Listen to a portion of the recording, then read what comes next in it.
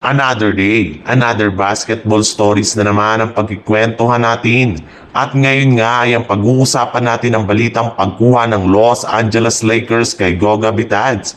At ang balitang tuloy pa nga daw ang pagkuha ng Golden State Warriors kay Giannis Antetokounmpo.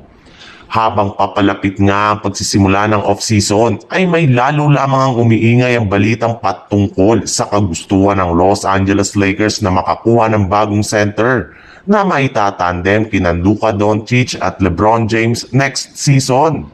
At base nga sa pinakahuling inilabas na balita, ang pinakamalapit nga daw na pangalan ngayon na gusto na balak na talagang kunin na Rob Pelinka ay walang iba kundi si Nick Claxton na ginawa na rin ngang available ng Brooklyn Nets sa trade market.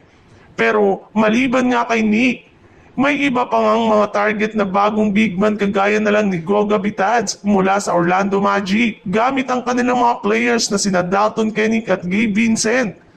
Para nga sa inyong kaalaman, nag-average nga si Goga Bitadze ngayong season ng 7.2 points, 6.6 rebounds at 2 assists per game sa kanyang 61.1% shooting.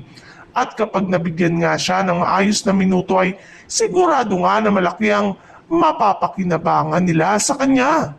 Sa ibang balita naman, kagaya nga ng napag-usapan natin, hindi rin naman nga daw po humingi ng trade si Giannis Antetokounmpo sa Milwaukee Bucks matapos silang magkausap ng kanilang front office ng nagdaang linggo.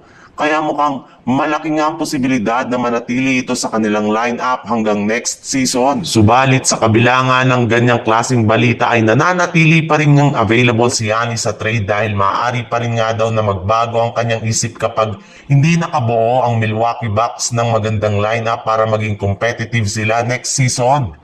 Alam naman nga po ninyo na inaasahan nga na hindi makakapaglaro si Damian Lillard next year dahil sa kanyang natamong injury kaya hindi nga malabo na mag-request pa rin si Giannis ng trade ngayong off-season. In fact, ayon nga sa ibinulgar na balita ng isang insider, sa sobrang desidido nga ng Golden State Warriors na makuha si Giannis, ay mismong front office na nga ng Lakers ang tumawag sa Bucks para malaman kung ano nga ang dapat nilang gawin para makuha lamang ito sa isang trade. Hihintayin pa rin nga po ni Giannis na maging officially available ngayong off-season at kapag nangyari nga yan ay agad-agad na nga silang makikipagnegosasyon sa Milwaukee Bucks as soon as possible.